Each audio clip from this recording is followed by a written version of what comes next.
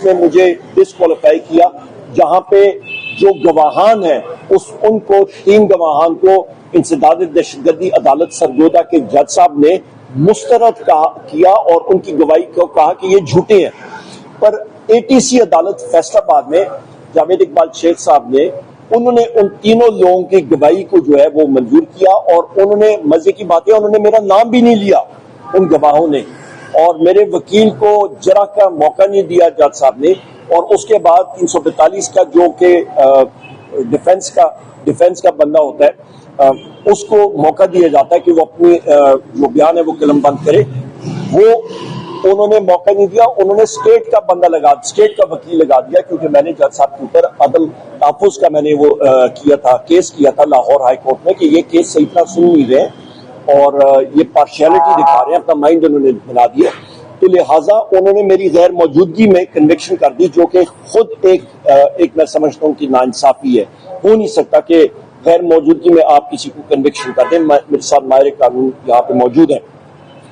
लिहाजा ये तनाजुर था जो आप ख़वातीन हज़रात के सामने पेश किया कि हक़ाइक़ क्या थे, और उसके बाद फिर इलेक्शन कमीशन ने स्पीकर के पास एक रेफरेंस किया और वो रेफरेंस ऑलरेडी सेटल्ड है। मेरे वकील साहब रहमान कादिर साहब, उनके बेटे बैरिस्टर हसन साहब ने ये केस पहले ही इलेक्शन ट्राइब्यूनल्स में और रिटर्निंग अफसर के सामने आर्ग्यू करके ख़त्म कर दिए थे और वो चीज़ें सेटल थी। पर फिर भी इलेक्शन कमीशन को ये तेज़ी थी कि उमर अयूब जो है वो निशाना है और हमारे साथ बाकी साथी जो है वो भी निशाने पे है।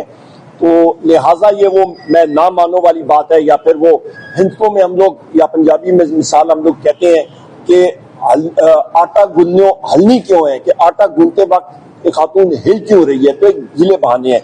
बहुत शुक्रिया। ओवर टू रहमान कादिर साहब, आप बात कर रहे हैं। इसमें मुझे डिस्क्वालीफाई किया, जहां पे जो गवाहान है उनको 3 गवाहान को इंसदाद दहशतगर्दी अदालत सरगोदा के जज साहब ने मुस्तरद किया और उनकी गवाही को कहा कि ये झूठे हैं। पर एटीसी अदालत फैसलाबाद में जावेद इकबाल शेख साहब ने उन्होंने उन तीनों लोगों की गवाही को जो है वो मंजूर किया और उन्होंने मजे की बात है उन्होंने मेरा नाम भी नहीं लिया उन गवाहों ने, और मेरे वकील को जरा का मौका नहीं दिया जज साहब ने।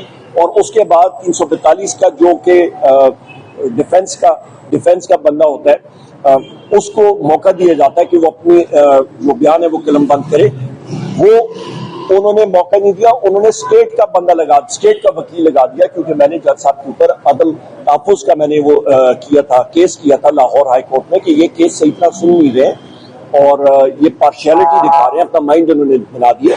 तो लिहाजा उन्होंने मेरी गैर मौजूदगी में कन्विक्शन कर दी, जो कि खुद एक मैं समझता हूँ कि नाइंसाफी है। हो नहीं सकता कि गैर मौजूदगी में आप किसी को कन्विक्शन कर दें। मेरे साथ माहिर कानून यहाँ पे मौजूद है।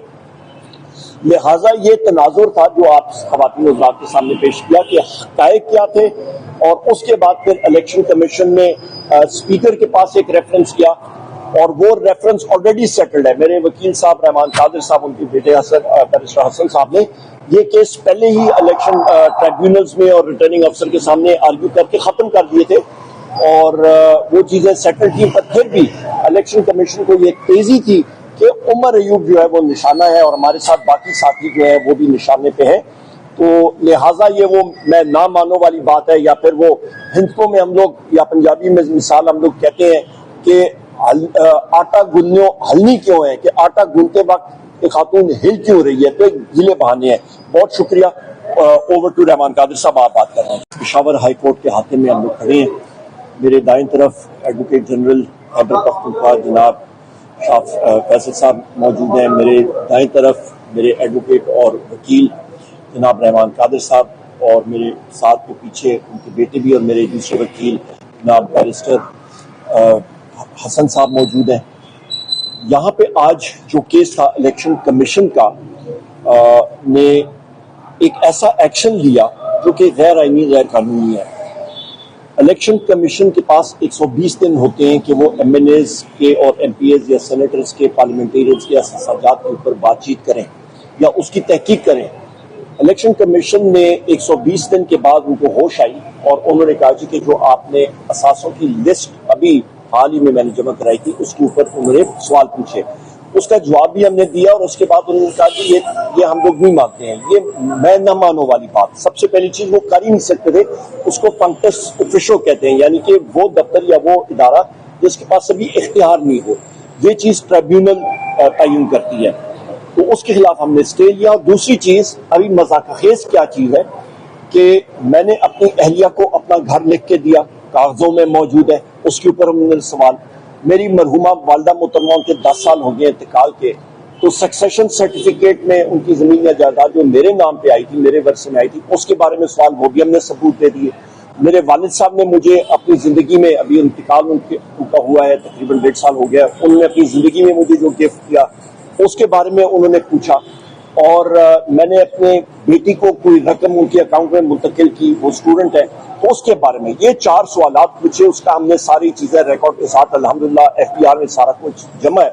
और वो मैं ना मानूं इसलिए क्योंकि मैं बातें जरा तल्ख करता हूँ, जरा तेज होती हैं, लोगों को, कई लोगों को पसंद नहीं आती, नाम लेके कहता हूँ।